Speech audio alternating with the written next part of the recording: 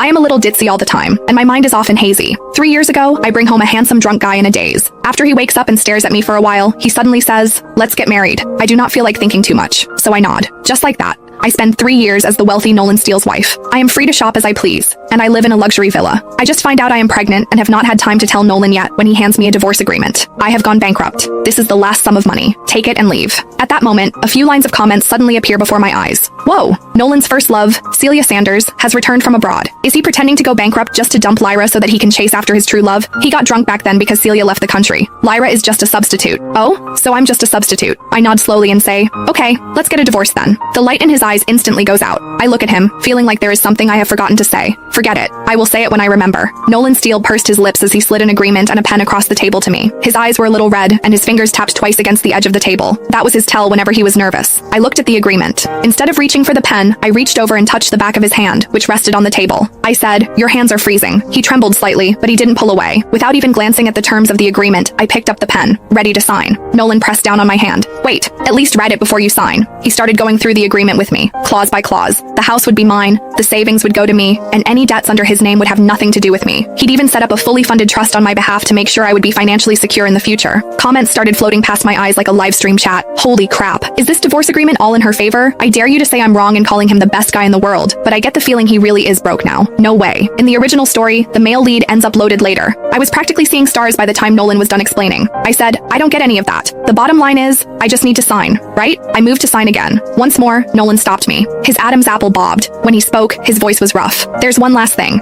Getting divorced doesn't mean we're cutting ties completely. If you ever need my help with anything, just ask. I stared at him, puzzled. But you're drowning in debt. What could you possibly help me with? Nolan was at a loss for words and lowered his head. I thought back over the last 3 years. No matter how busy he was, he would always text me goodnight. Any dessert I casually mentioned would show up in the fridge the next day. Whenever I stumbled home drunk, the light in the entryway would always be on. My heart suddenly softened. I looked at him and said seriously, if you really end up so broke you can't even afford to eat, come to me. I'll take care of you. Nolan's head snapped up. His eyes turned even redder than before, and he swallowed hard a few times before he finally managed to murmur, okay. Nolan told me he'd found work on a construction site. He would be doing physical labor. The pay was good, and meals and housing were included. He was leaving right away. He stood by the door with a suitcase in hand and looked back at me. His lips parted like he wanted to say something, but he ultimately stayed silent. Then, he opened the door and walked out. I headed back to the bedroom. Nolan's presence was everywhere. In the closet, his dress shirt still hung in a perfectly neat row. On the nightstand sat the business magazines he had to read every night. In the bathroom, his toothbrush was still next to mine. I lay on the bed and thought about the past 3 years. I remembered how Nolan had once stayed up all night fixing the music box I'd smashed. Whenever I woke up hungover, there would always be warm water and anti-hangover tablets by the bed. Every time he came home from a business dinner, no matter how late it was, he would go to the guest room to shower and wash up